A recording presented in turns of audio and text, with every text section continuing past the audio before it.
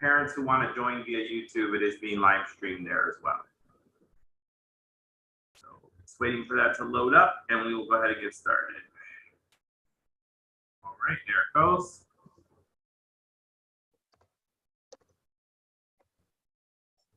Okay, so I called this meeting to order at 5:09 p.m. We can go ahead and get started. Do we have quorum? We do have quorum with 7 members.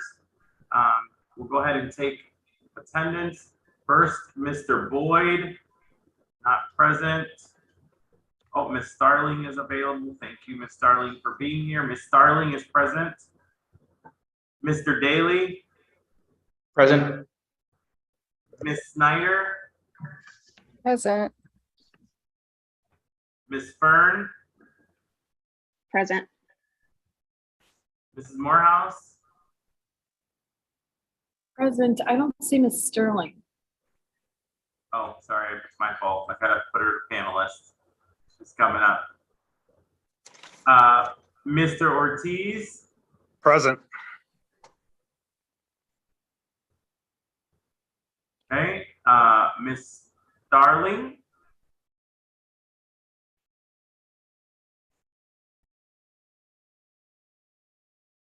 Oh, you just have to. You're on mute. Gotta unmute Miss Starling. There we go. Oh, I'm sorry.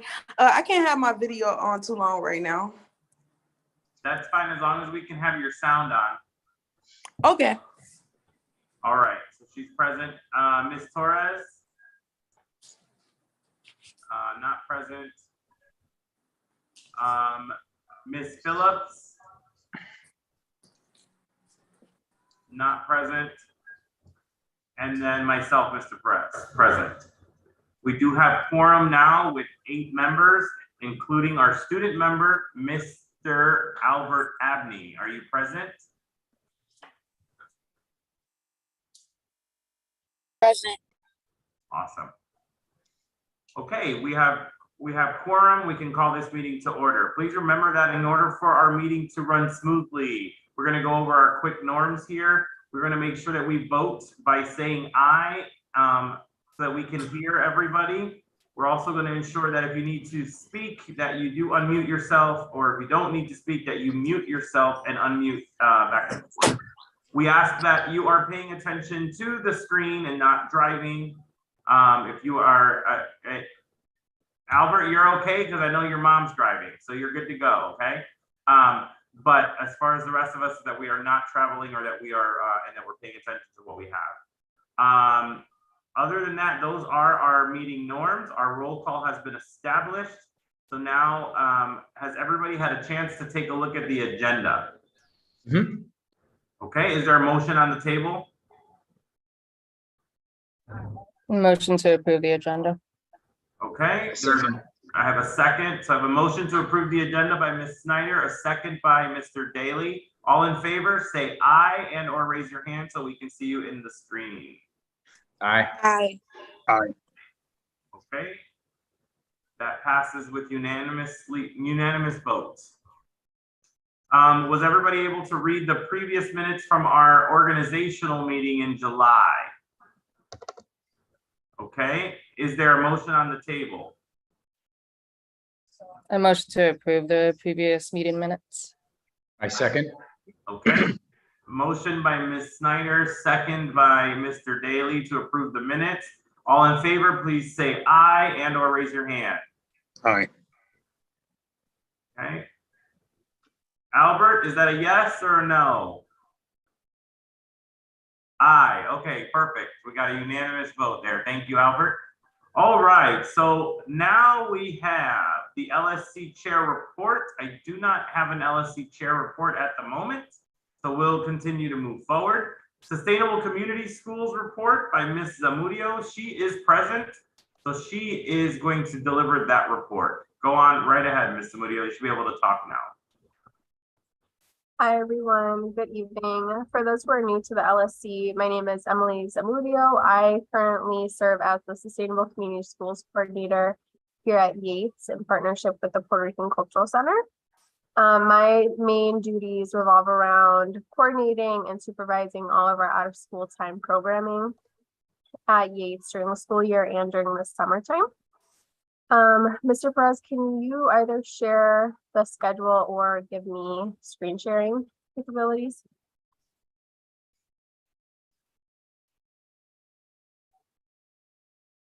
Yeah. Trying to figure out what I did here. Hold on one second.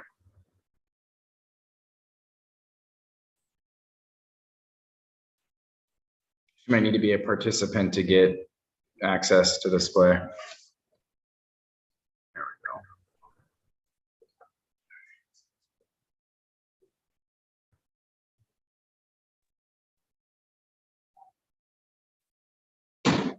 go. There we go. So I'm going to share my screen so people can see our upcoming programming schedule for the fall.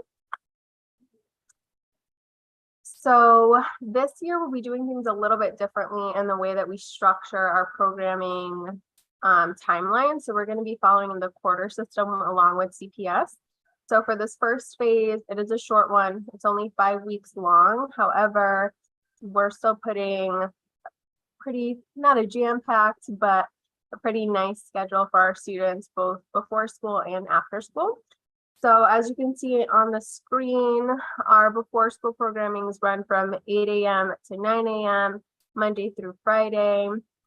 Some are new for the season, other ones are returning from this previous school year. And then in the afternoon, you'll see that we have a good selection for our students from pre-K all the way to 8th grade. And for parents who are interested in enrolling their students, packets will be available tomorrow night during open house, but they can also expect their students to come home with a physical packet starting probably by Tuesday of this coming week, since there's no school on Monday.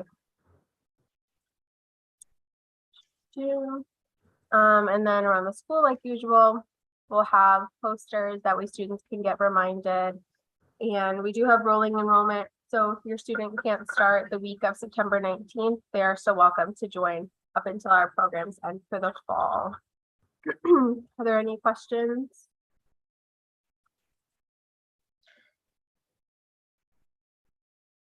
I do have one question. I'm curious how you were able to get so many staff to run these programs, Mr. Perez. This is really awesome.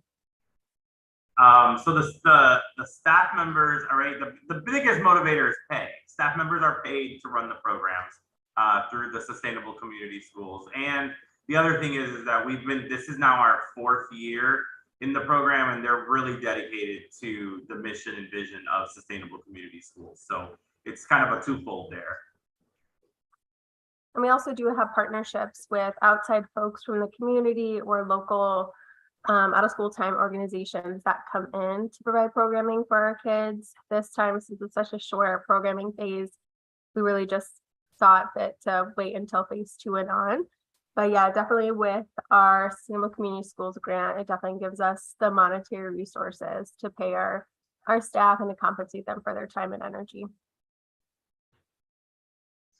Is there any ability to extend that after school program past 5:15 with the resources or partnerships that are available?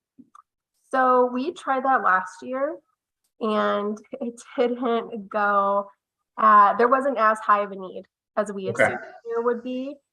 Fortunately for a lot of our families, they're done with work or somebody is able to come pick up their student by 5 o'clock. Okay. So it's not so much that the resources aren't there, just the immediate need isn't there by our Okay. family. That's helpful. Yeah, I was wondering, I thought maybe there'd be more demand, but I guess not. There are not any more questions. If Teresa is on, I'd like to pass it over to her so she can give an update on the Parent Mentor program. Teresa is on. I'm going to go ahead and enable her to speak. Teresa, you're able to speak. Yes, Mr. Perez. Can you hear me? We sure can. Yeah, thank you. Good afternoon, everyone. My name is Teresa Labastida. I am the Parent Mentor Human Resource Coordinator. I have the pleasure to introduce the new Parent Mentor Coordinator at Yates. She's Sandra Acevedo. I think she's in the call, Mr. Perez. can you please open the microphone for her? She has the report. Sure, no problem. Thank you. And I will help her to translate, okay? Okay. Hola, Sandra.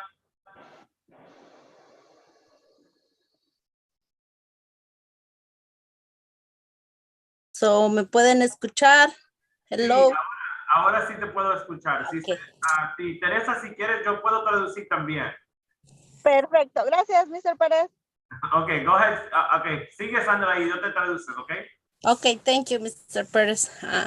Buenas tardes, mi nombre es Sandra Acevedo y como Teresa ya mencioné, seré la nueva coordinadora de Padres Mentores aquí en Yates. So, thank you, Gracias, Mr. Pérez, por esta oportunidad de estar aquí en esta escuela. My name is Sandra Acevedo, and I am the new coordinator for the Parent Mentor Program at Yates. And I want to thank Mr. Perez for giving me the opportunity to come and introduce myself. Sigue. So, desde el mes de junio he estado compartiendo información del programa de Padres Mentores en la comunidad, alrededor de la escuela, tocando puertas y atendiendo a eventos comunitarios. Since June, we have been sending out information about the Parent Mentor Program. We've been connecting with the community by going to events, knocking on doors, and ensuring that we are here after school, meeting with the community and the parents. So, el jueves 18 de agosto se hizo la presentación del programa de Padres Mentores a los maestros y se les entregó aplicaciones en papel para solicitar un padre mentor en sus salones. On August 18th, we presented about the Parent Mentor Program at Yates to the teachers and staff. We also allowed teachers and staff to receive an application to receive a parent mentor in their classroom on August 18th. So, el día viernes 19 de agosto atendí al evento de regreso a clases para seguir con el reclutamiento. También he estado a la hora de la entrada y salida de los estudiantes. Hasta el momento tenemos 28 prospectos de padres mentores. Wow. Since August 19th, I attended the back to school bash. I was able to speak to parents at the back to school bash. I've also been at the school during arrival and dismissal, helping to recruit parent mentors for our program. And at this time, we have 28 prospective members to be parent mentors at Yates Elementary. It's great. Atenderemos al Open House el día 1 de septiembre para seguir compartiendo acerca del programa de Padres Mentores e invitar a ser parte de nuestro programa. Gracias a Mr. Pérez por proveernos un espacio para tener una mesa para el programa. Tomorrow at Open House, we will also be delivering information to parents, making sure that they are all, that they understand what the Parent Mentors program is about. Thank you to Mr. Perez for allowing us to have a table out at the open house, and we will be there tomorrow to do the same thing.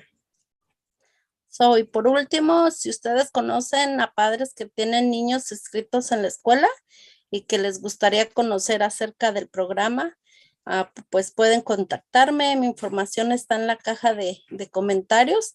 Pueden llamarme o mandarme un mensaje de texto que pues con mucho gusto les daré la información. And lastly, if you know any parents who have students who are registered at Yates Elementary and are interested in the Parent Mentor Program, you can give them my information. I left it in the comments box on the Zoom, and Mr. Perez also has that information so that we can make sure that we are recruiting as many parents as possible. Thank you very much. Okay, muchas gracias, Sandra. Does anybody have any questions for Sandra, or does anybody have any questions for me? I do have a question for you, Mr. Perez. So some of the students in my class were asking about the game room that SVC created.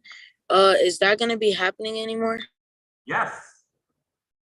Yes, the game room is still there. It's still the things that were purchased last year for the game room. I think they're still in there in a box waiting for our student voice to undo everything and make the game room nice, the way you guys planned on having that.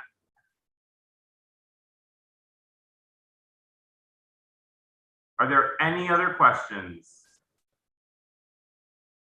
All right, we'll go ahead and move forward down the agenda. Thank you, Ms. Zamudio. Thank you, Ms. Labastida, and thank you, Ms. Acevedo. We now have the Parent Advisory Committee. We have not met yet because our first Parent Advisory Committee meeting is in late September, so we don't have a report for that yet. And then now we move to the next piece on our agenda, which is the principal's report. So I just want to go through, and I'm going to go ahead and I will kind of share my screen so you guys can see what I'm looking at. So first thing on the principal's report are the approvals and expenditures over $1,000. I'm going to ask for the local school council to allow permission for me to be able to write checks up to $3,000. Right now, the current amount is $1,000. And so what that means is that for every check that goes over $1,000, I will need to conduct an LSC meeting to get approval to write a check. So for example, when we have picture day, we collect all the money and then we have to pay the picture man that amount. It's usually in the amount of $2,000 or so. We would have to meet in order for me to be able to write that check. So the LSC has the right and the ability to allow up to $5,000. I don't need that much. I'm asking for up to $3,000, a threshold of $3,000 from the local school council. That will be under new business, and so we do have to vote on that. But I added that to the part of that. The next thing on the list is a budget transfer. There is $9,029.69 in what's called a budget pointer, and that pointer line is funding that is sitting there that was not budgeted for. So just to kind of give everybody an example as to how that money is allocated and why it's sitting in that amount is every position at our school is budgeted out at a certain level and step. So for example, if I'm a teacher, they will budget the teacher out at a 5th-year teacher with a master's degree. But if we have a teacher who's only a 2nd-year teacher without a master's degree, that extra funding drops to that line, and that's where that money comes from. So we're not closing anything or taking anything, but I am asking that we transfer that $9,029.69 to an advertising budget, because as you guys noticed in attendance, our student membership is at 271 students. And so we are down. We were at 307 students when we left last school year. And we're pushing for students. I have to say, I'm very proud that when we had our meeting in July, we were at 253 students. And we have gone up that much since then. And I have to allocate that really to my teachers and to my assistant principal, who have been really hustling for our school, and just talking to parents and to asking them if they have students that are school age to get them registered for school. So that is the budget transfer that is there, being asked to be transferred to an advertising budget at the moment. And then just kind of some of the really awesome things that we've done so far in the last month since we've met. We had a back to school bash on August 19th. It was a huge success. We did have over 100 people there. Every student who came received a backpack of supplies, received a t-shirt with the Yates logo on it. We had food, we had music, we even had raffles. It was a lot of fun. Our next big event, and all of our local school council members, you guys are always invited to everything. So I'm sorry if I didn't give you a official invite, but you are always invited to our school and always invited to come to our events. Tomorrow we'll have open house. We are doing a theme called Pizza in High Schools, where we are buying pizza. We will be having meetings with parents, showing them the classrooms, showing them the schools, and then on their way out, they'll be able to grab a slice of pizza and a popsicle for their family and for themselves. So those are kind of the big things that are happening in the next few weeks. And then the last thing that will happen right before we have our next meeting, which will be the 7th and 8th grade high school fair in September, that we're going to be having for our kids who will be transitioning into high school, so they can begin to look at which high schools they want to go to, and then high schools that they're interested in. Instead of going through every single part of the report, I did provide you that summary in writing. If you guys have any questions on that, this is the time to ask, or any budget questions that I said that you have, I also sent those out as well. When are we expecting the results of that testing? Which testing, the STAR 360? Yeah, So STAR 360, we will get it the next day. It's 24 hours. So we'll know Okay. who's after every class takes it, we get it in 24 hours. okay. And I'm sorry, maybe you mentioned this, the BAS reading. BAS reading is happening. So BAS reading is one-on-one. It's the teacher testing the reading level of the students. And that is happening as they do it. So right now we're doing that right now. We should be finished in the next week and a half. Okay, thank you. Ms. Snyder? Does the enrollment include pre-K?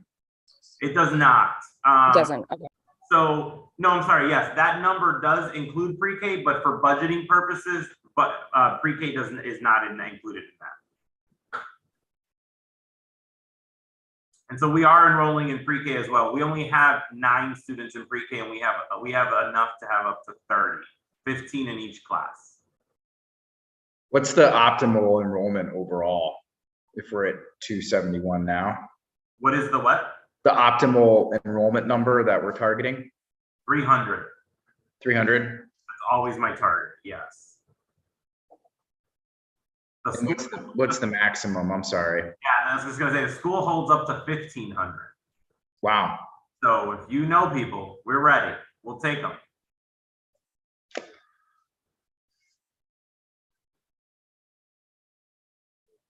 Any other questions? I know you had a question about the budget, Mr. Daly. I did, yeah. I guess before we shift on to that, just staying on the enrollment question for a moment. You know, just sort of thinking through that and how to grow it. Like, do we conduct any type of survey or anything to understand for prospective parents that go somewhere else, or for families that leave, kind of what's driving that decision and how that informs how we allocate funds for advertising, or how we determine new programs to set up?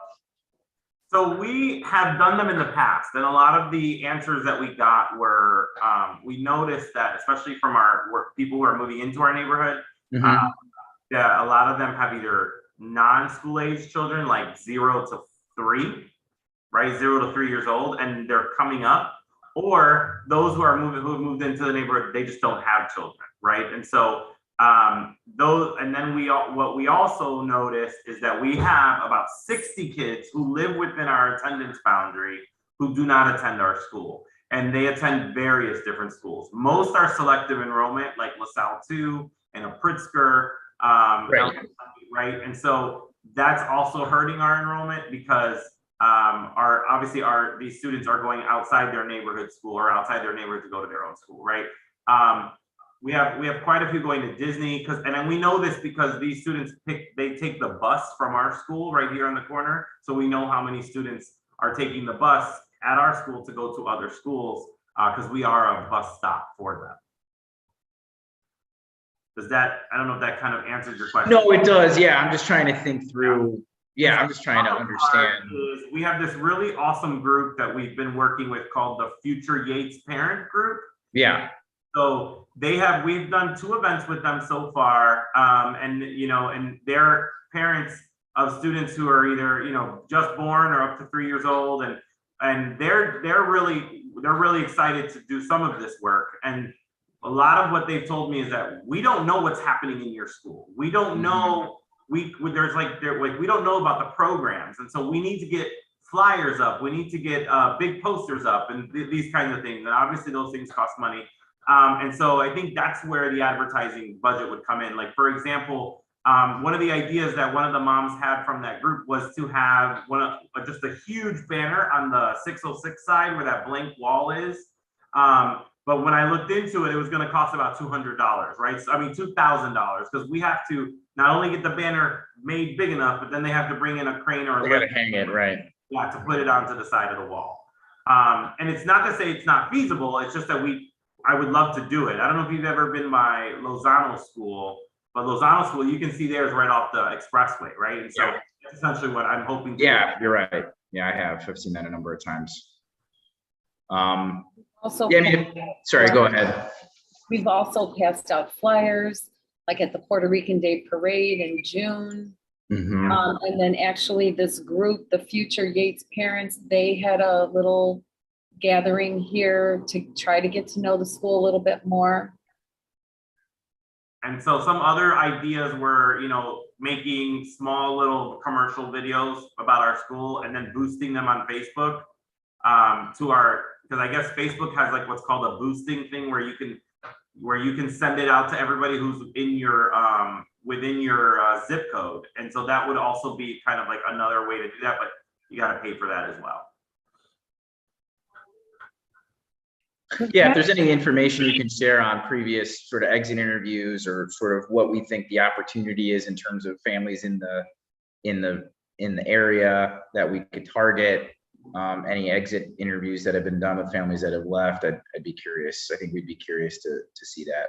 I know that in the last 3 that have left here in like literally this school year, all 3 of them, it's because they moved out of the neighborhood and Okay, yeah. the rents are too high. Those were the Yeah, last. that's definitely a recurring theme in our area. Okay. Perhaps If there's any, oh, I'm so sorry, go ahead. I was gonna say, if there's any promotional material that I can bring to Fiesta this weekend, we're gonna have a table at Abisu, so I can be there and have things too. I have lots of flyers, like Okay. professionally made flyers. We have those.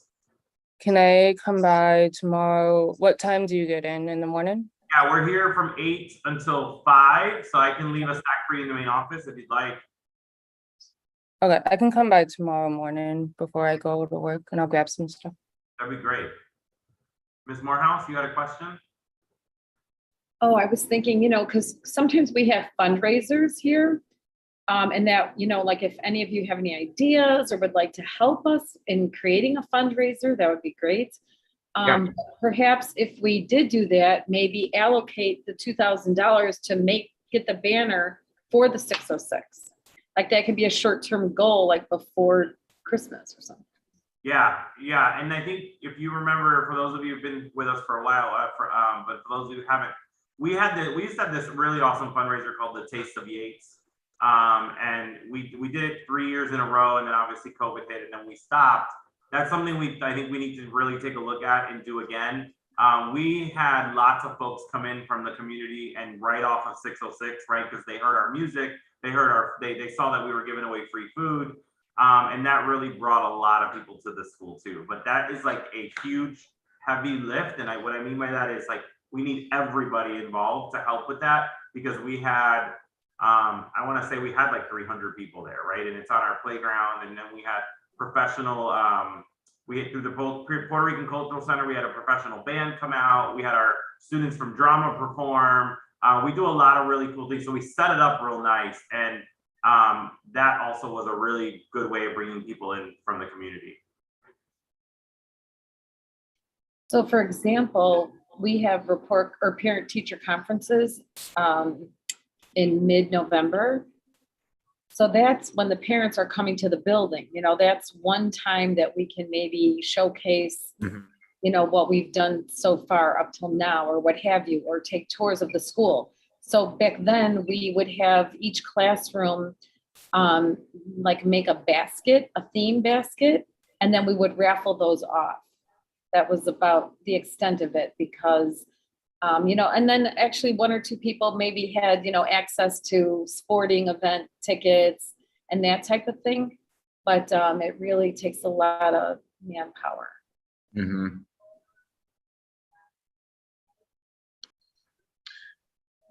Yeah, I really like the idea of the advertising and marketing the school.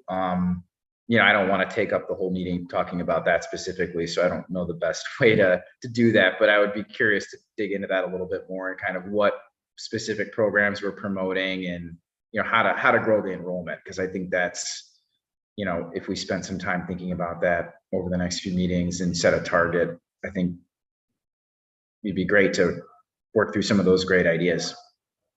Yeah, awesome. So that's all for my report. We can go ahead and move into new business. I know, I see that the Professional Personnel Leadership Committee didn't get to speak. Oh, you're right. Yeah. Totally sorry about that, Ms. Vernon, Ms. Morehouse. Thank you for that. Yeah, I was going to mention that, but at any rate, we did meet and we basically really just talked about our meeting schedule and committee members. So it's really nothing really to report. That is your report. Thank you. Any questions about that or anything like that? We're going to meet once a month. I think you should come. All right, well, thank you, Ms. Morehouse.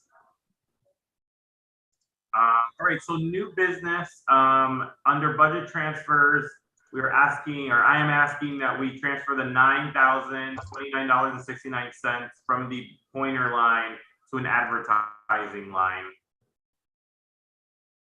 So I am Motion to approve the transfer. I second. Okay, there was a motion by Mr. Daly to approve the transfer of $9,029.69 from 51300 to 55415, which is an advertising budget, and seconded by Marie Snyder. All in favor, raise your hand, say aye. Aye. Aye. Okay, thank you very much. I saw everybody's hand up. Thank you, and I see Miss Starling put up her digital hand, so thank you for that. All right, so that's that, and then the Do next. we need to also approve your Yes. spending limit? Yep. So the next one is for the expenditures to be raised from $1,000 to $3,000 for being able to write checks. I motion to increase the spend limit to 3,000 without LSC approval. I second. Okay, there is a motion on the table to increase spending to 3,000 without LSC approval, seconded by Ms. Snyder. All in favor, raise your hand. Aye. Aye. Thank you. It was a unanimous vote there as well. Okay, and then the last thing that we didn't talk about, that we sort of talked about last time, was at our last meeting and during the budget process, we were asked to keep a teacher position open as far as funding goes. And so we now have that funding. It is there. It's in the, it is in the amount of, it's like $79,000. And so that right now we have that money allocated for a teacher. And so the question is, and I'm asking your recommendation, is do we keep that as a teacher, or do we split it and get two paraprofessionals for our primary group? Because right now what ended up happening was we, to kind of give you guys perspective, we split third grade into two.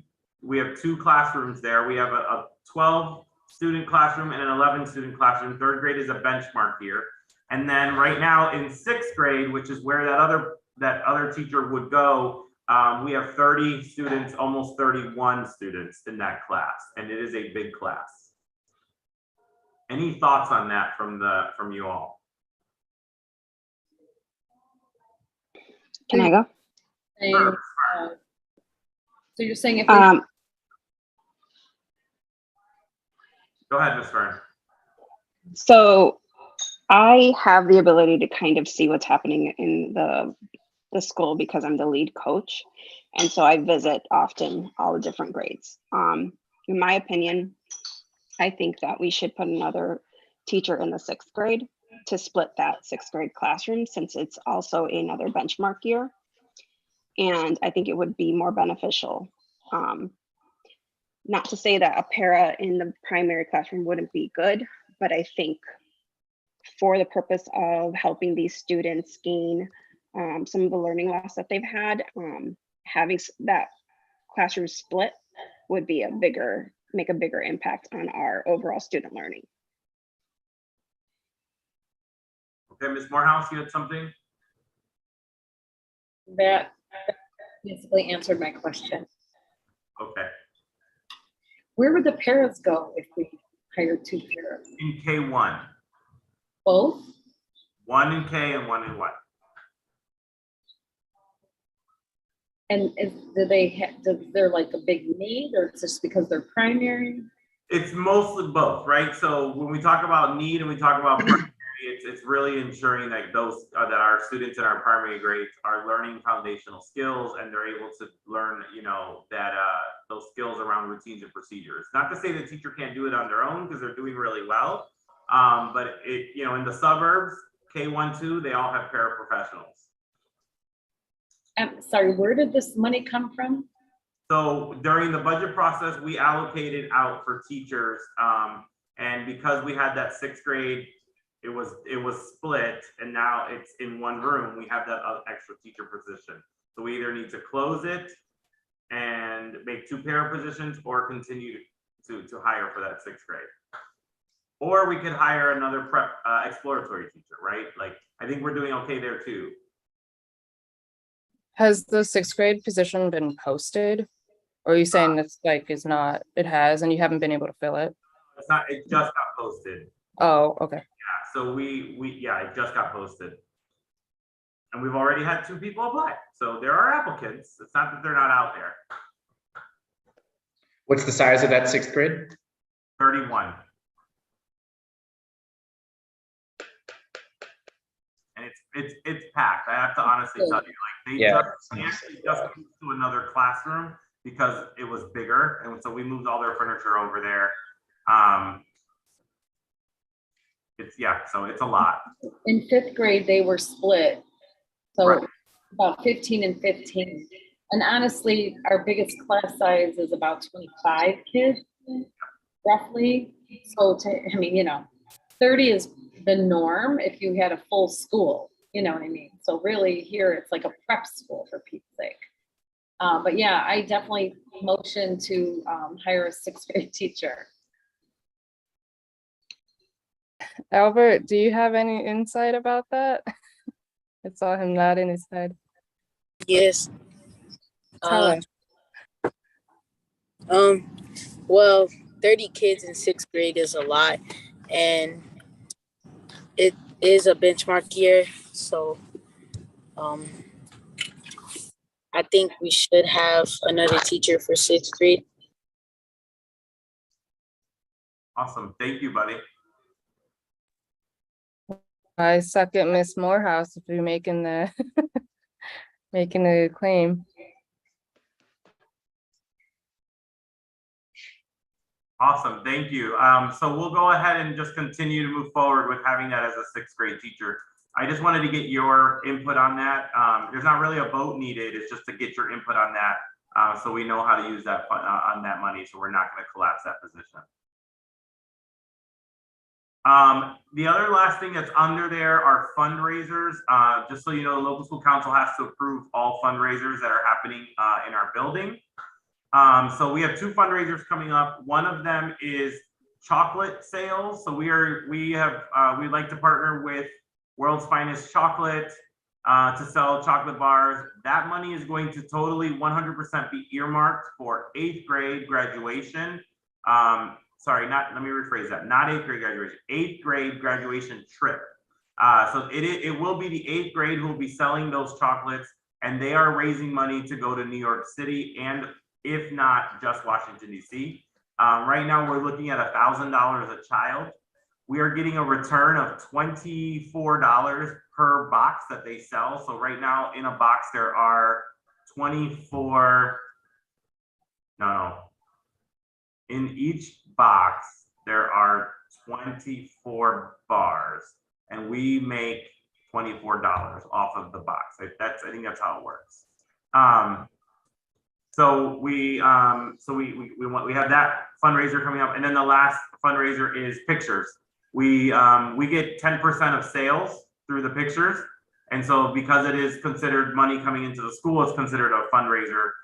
So those are the 2 fundraisers we have for these coming months, and those we have to vote on. So I'm motioning that we approve those fundraisers for 8th grade. If there are questions, you can ask them now.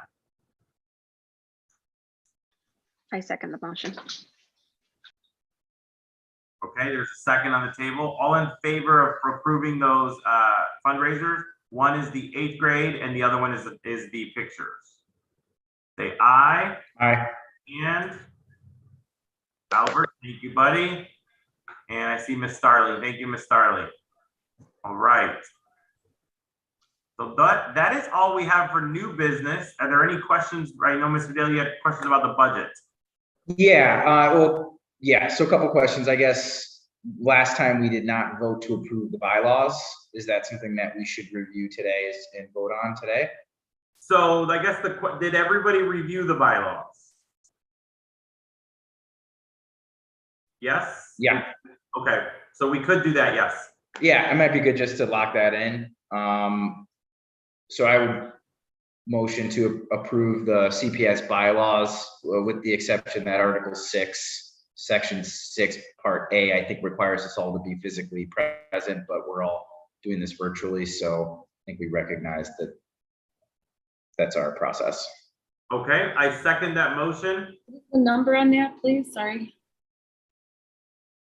Article 6 in the bylaws, I believe Section 6, quorum and manner of acting. A quorum of 7 members must be physically present at a meeting for the LSC to formally conduct any business. Given we have decided to maintain a virtual meeting agenda, we would need to amend that language so that we're not in violation of our own bylaws.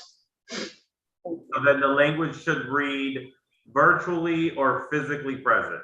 Correct. Okay. We can do Get a copy of the bylaws. not a problem. Yes, Albert, I'll send them to you.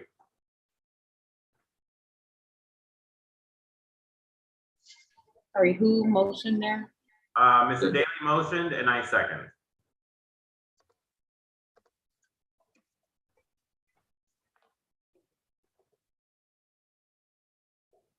All right.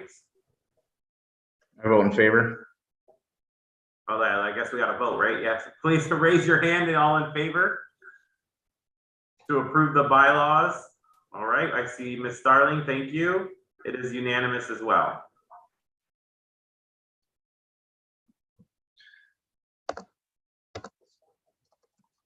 Good.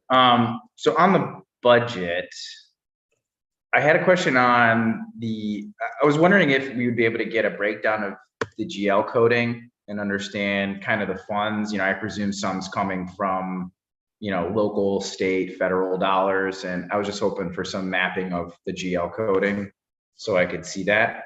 The GL coding, what The is general ledger coding, the long string of numbers. Ah, The unit fund account program, grants, year, Yeah, name and convention. I just wanted to, if there's some sort of key that tells me, hey, 114 means it's from local funding versus 115 or. there is not a key, but I can make one for you. Okay. I know them all by. Don't spend a ton of time on it. I was just curious as I'm like, okay, I know some of this is coming from Yeah, federal grants versus CPS dollars. And I was just kind of curious how all that was broken down. And then kind of looking at it, I just had some questions on, for example, the career services the curtains bucket. behind you are going up. I beg your pardon? Curtains behind you are Oh, moving. let me fix that. It's hard to see. They're moving.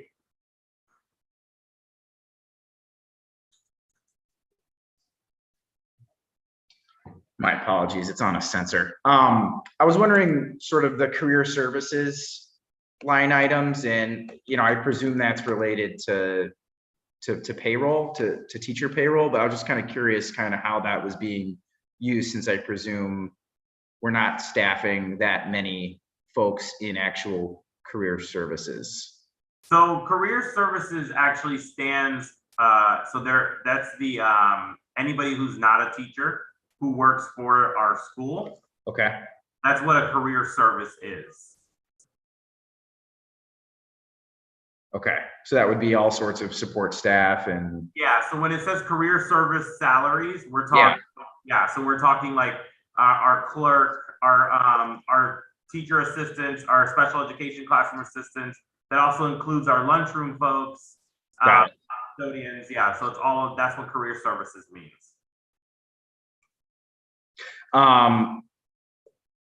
Would it be possible to understand sort of how the teacher salaries are allocated by class or by program? Yeah, in what sense?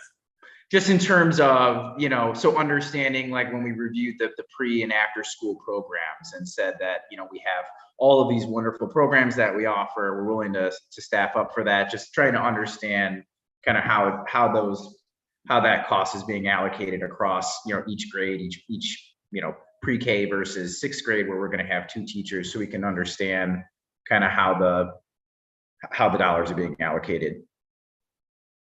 So with after school programming, I want to say there's 2 different types of rates of pay for teachers.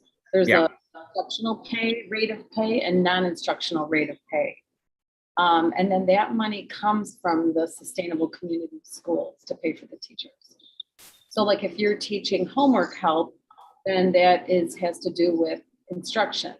So it's a rate of pay, I don't really know what it is, versus non-instructional. Yeah, like that would be like versus a chess club or a drama club, which we do have, and though that rate of pay is lower. So if teachers are, and that is paid for out of what's called the Sustainable Community Schools grant, that we received $400,000, and that money is split between the school and our lead partner agency, which is the Puerto Rican Cultural Center. Okay. And we have a committee, it's called the Sustainable Communities Leadership Committee, and they are the ones who actually manage and run the budget and the funds. And so that doesn't hit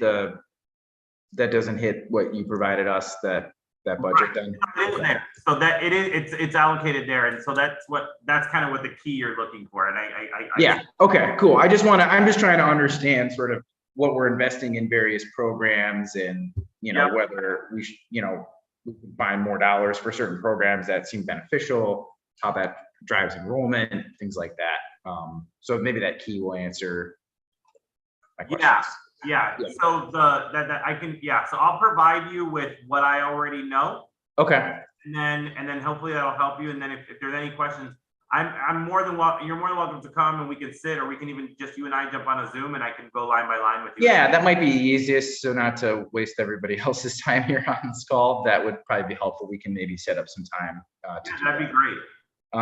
And then just my final question.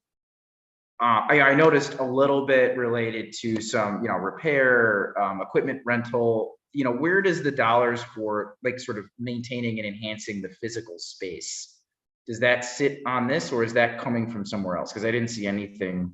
Yeah, so we are not allowed to do any capital improvements. That's what they consider it. Yeah. With our school budget. That capital improvements comes directly from the district. And unfortunately, we never see that budget. So I don't know what they have allocated for our school and what they don't. But like, I'll give you an example. Right now, we have stairs that are in desperate need of repair. Yeah. Because they're in desperate need of repair, there's an emergency fund that CPS has that we have to go and apply for and apply to get that money to fix these stairs, which is why they haven't been fixed yet. And they've been broken since May. I mean, not to get into a sore subject, but how does that, how do you get access to that funding and how do you allocate it to the most pressing needs? Because I would imagine the physical space and the safety of that space impacts from enrollment to learning. Yeah, so we go through our facilities manager, and then they go through a process of bidding and taking a look at the project and all of that. Like that's really where what slows us down is the bidding process. I can tell you that we are in the stage of bidding process to get the stairs fixed. But like I said, it's been since May though. Yeah, that seems. And so kind of like the action, and if we need it in more urgent, it could come from the LSC. The LSC could draft a letter, everybody can sign it and send it to Pedro Martinez's office, and he can expedite anything that we do, anything that we ask for. Would that elicit a faster response? It'll elicit a response because I feel like we're on deaf ears with our district. I have to tell you that it took us 4.5 years to get water fountains. And lights in front of the building. Yeah. And in the parking lot. Yeah. And so the other part of that is our alderman, Mr. La Spada, And he's always, you know, ready and willing to help. And he was the one who like pushed them to get us the lights and those water fountains. Like, because at that point I was at wit's end and it was so hot in our building and you know, our kids needed water. And so we had like 2 water fountains for the entire school. And we finally got we had water fountains and with water bottle fillers. Okay. Well, I mean, that sounds like an opportunity for us to either help expedite or make some noise or something, but I don't know if historically this council's been engaged in that type of activity, but I mean, if there's dollars available and there's things that need to be done, I mean, it seems important that the physical space encourages learning and has functioning lights. Correct. And so the only thing that we are allowed to do with our budget is paint. That's the one thing we can do is paint walls. Okay. After we, I think. What did you say, Ms. Morehouse? I'm sorry, I missed that. After we buy or purchase our own paint. Yeah, we have to purchase it with our budget, but we're allowed.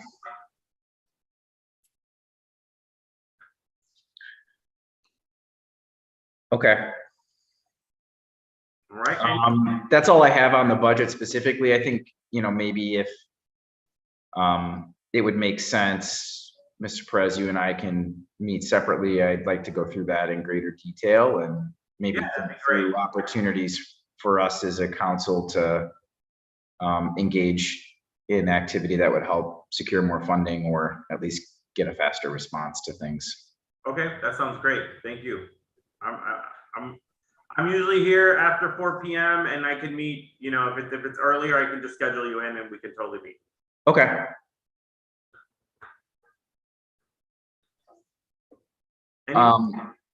My only other question, I'm sorry to be asking all these questions. Just back to the enrollment piece. You know, my understanding in reading the bylaws is there's an opportunity for this council to create subcommittees. Is that something that we would want to create a subcommittee around to say, let's set a goal of future enrollment and how we're going to get there and what programs or advertising campaigns or fundraising we want to do to help grow the enrollment? Because I think that would, you know, yield a lot of benefits, more funding, other things. You know, I like that 300 is the target, but if we could hold up to 1,500, I'd like to go up from there if we think there's families that are interested. I don't know what everybody else thinks about that. We can think about it and talk about it next time as well.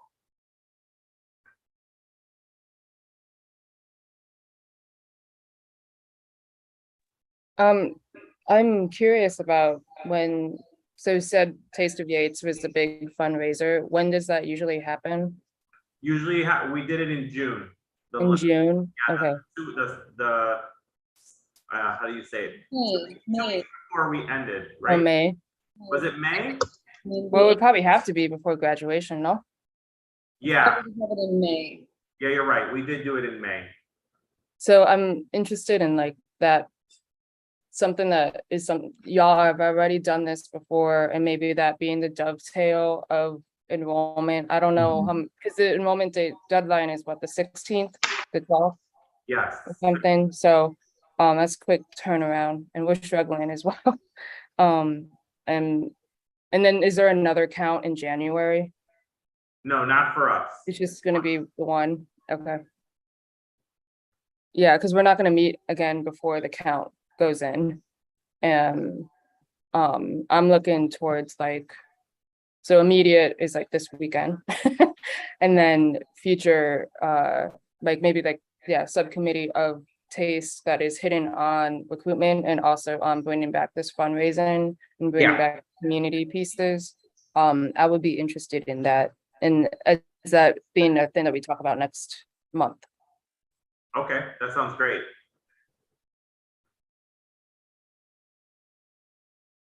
Anybody else? Add that to the agenda when it comes out then, next month. Yes. Of the agenda being a vote on creating a subcommittee, or?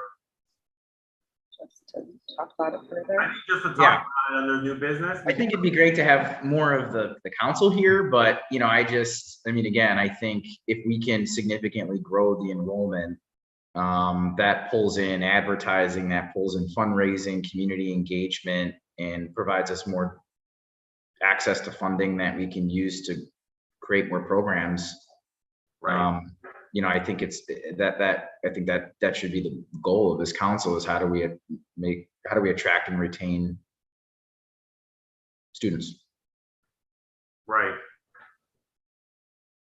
So, and we have two, I believe it's parent vacancies on this committee or on this council. I'm sorry, who is Rashonda? She's Miss Phillips. Phillips. Hi, Miss Phillips. Thank you for joining.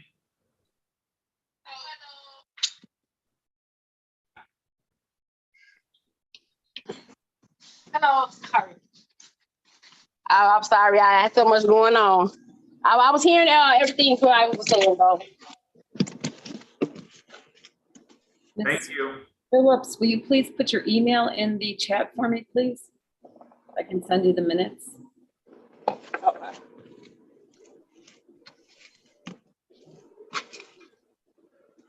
All right. Is there anybody that is online that would like to speak for public participation?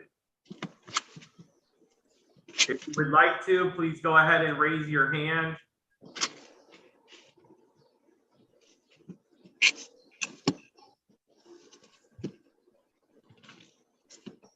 All right, there isn't anybody who would like to speak. So with that said, we are at the end. We are now at announcements. The only announcement that we have is that we have open house tomorrow for all parents and community members. It will be starting at 4:15 in the auditorium with a short presentation by myself about the school and where we are in our programs. And then we will be then allowing our parents to go see classrooms and walk the hallways. And then at the end of it, we will have pizza and popsicles on the way out. So I hope everybody can make it. We hope all parents can make it. It's a great time for you to come and see the school and see some of the things we have in action here.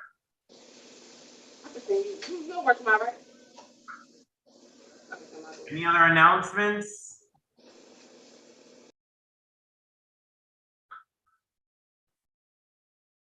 That is it then, I think. Is there a motion on the table?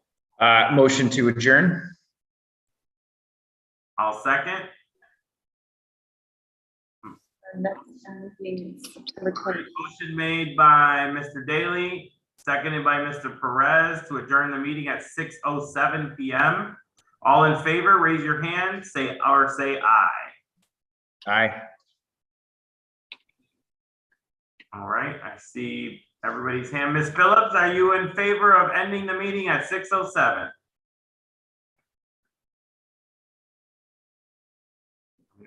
Yes, I'm sorry. All right, there she is. All right, yes. All right, and Albert, I see you back on, so I see that you're a yes as well. All right. Thank you, everybody. Our next meeting is September 28th. Our next meeting is September 28th. Let's be sure that we are here on time. Just remember that this video opens 15 minutes beforehand, so you can join on at any time just to kind of jump on, make sure that your sound works okay and everything is ready to go. Have a great weekend and have a great holiday. Happy Labor Day, everybody. I just wanted to let you know that you are more than welcome to come to the Sustainable Community Schools monthly meeting if you would like to do that, because we do talk about programs and take surveys to the parents and the community and ask them, what would you like us to offer? You know, I remember going door to door, knocking on people's door, asking them, what would you like? We have this money. When is that meeting? I believe it's Wednesday. I don't know when the third Wednesday of the month. That would be maybe September 21st. Possibly. Now, I apologize. I have the calendar. It's the 21st. It's the 21st. At what time? At 5 o'clock. 5. It's a virtual meeting? Yes, Okay, okay? I'd like to try to attend. Okay, I'll send you that information. Great. All right. Have a Thanks, great everyone. weekend.